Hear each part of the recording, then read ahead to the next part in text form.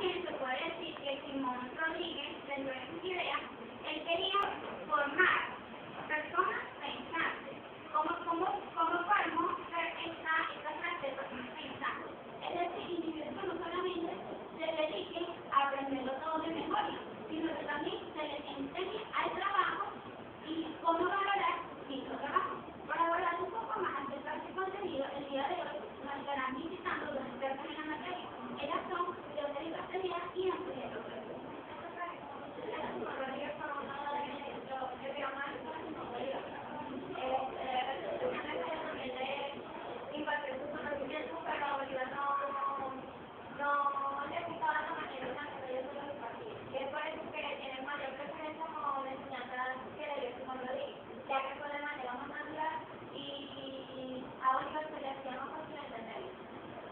Cabe destacar que el contexto histórico en el cual se educa Simón Rodríguez es un contexto en el cual predominaba la esclavitud. Los venezolanos no tenían la posibilidad de alcanzar altos mandos ni altos rangos en la sociedad, ya que la mayoría de los venezolanos eran indígenas o de sangre mestiza, que ya sea se mezclaban con los negros y con indígenas y españoles. Los que predominaban con altos cargos como religiosos, jurídicos, políticos y gubernamentales eran los españoles, que eran los que dominaban el país.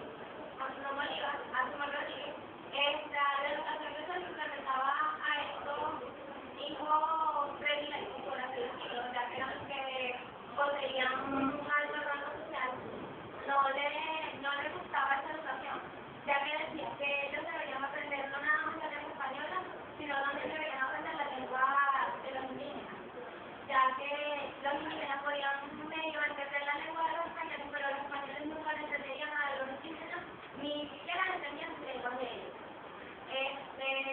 En ese contexto histórico se predominaba mucho lo que era el memorismo.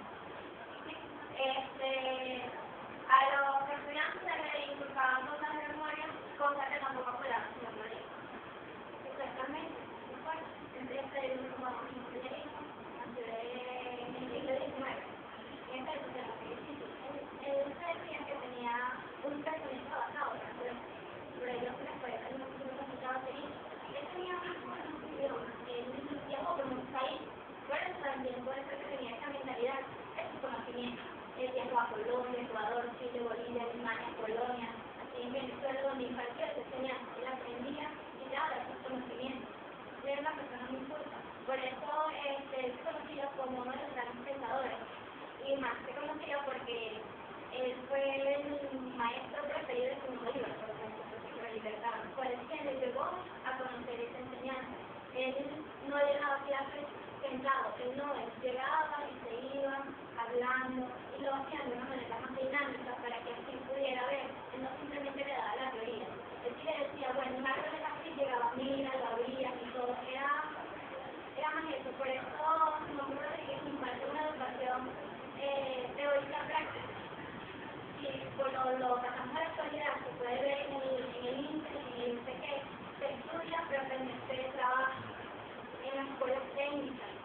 Por lo menos ahorita la escuela técnica revolucionaria de la Unidad, allí se estarían implementando esas ideas de Simón Rodríguez, porque recuerden que, como dijo mi compañera, Simón Rodríguez se cambió el nombre de Simón Rodríguez, por eso de revolucionario.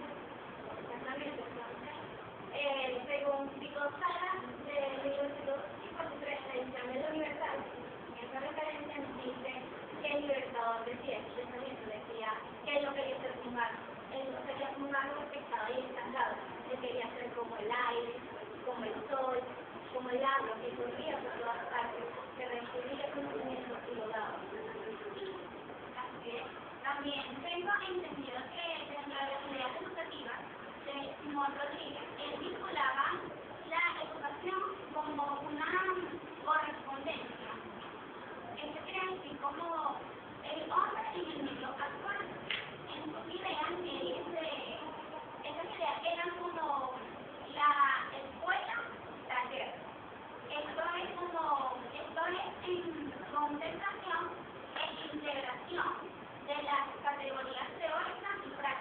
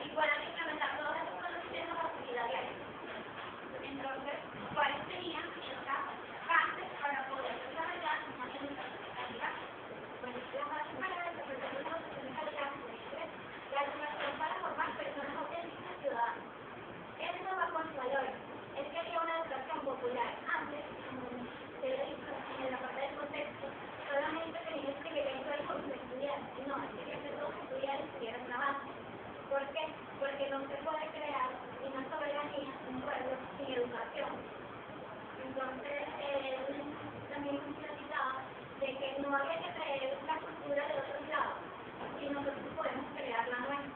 Porque esta es una economía, hablar de la literatura, hablar de varias cosas, y podemos hablar también un poco de la carpintería, de la ganadería, de la agropecuaria, algo que se puede utilizar en el entorno. También es especial la parte de la educación que enseña a aprender. Él no quería simplemente darle un libro y darle teoría, sino simplemente que la entendieran, que pudieran recordar, que pudieran recordar en cada cosa. Simplemente de que era un examen, lo pasamos y decir, no, él quería que se metieran, que indagaran, que tuvieran el porqué de esas cosas. Bueno, hablaban de libros, que leía muchos libros por el libro, que leía en ese entonces,